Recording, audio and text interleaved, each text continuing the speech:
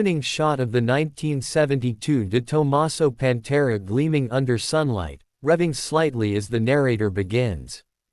The 1972 de Tomaso Pantera is one of those rare machines that blends exotic Italian styling with raw American muscle.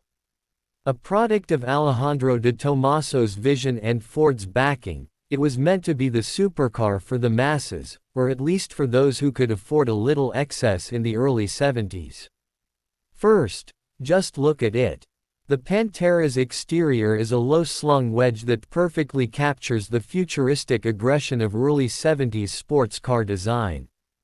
Designed by Tom Tjaarda at Ghia, its sharp lines, pop-up headlights, and muscular rear haunches give it a presence that still turns heads more than 50 years later. The body is steel monocoque, rare for the era, and contributes to its surprisingly planted feel. The stance is wide, the overhangs are minimal, and that rear deck hides something very special. Under the hood, or rather, behind the cabin, sits a 5.8-liter Ford Cleveland V8. It churns out around 330 horsepower, sending that power to the rear wheels through a 5-speed ZF transaxle. The torque is massive, and it kicks in low, giving the Pantera a brute force character that's more muscle car than Ferrari.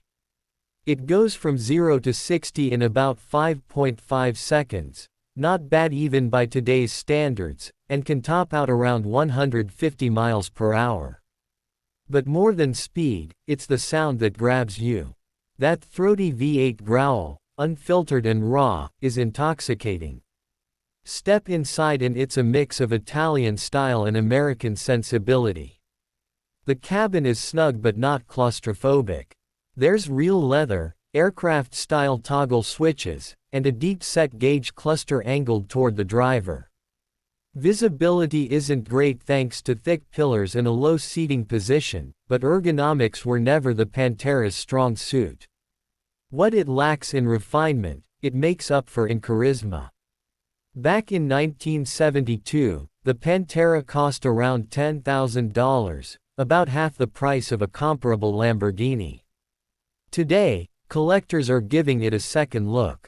Prices vary widely depending on condition and originality, but expect to pay anywhere from $80,000 to over $150,000 for well-preserved examples.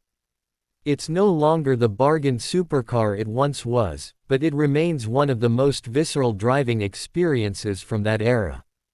The Pantera is flawed, fierce, and unforgettable, just like the decade that birthed it.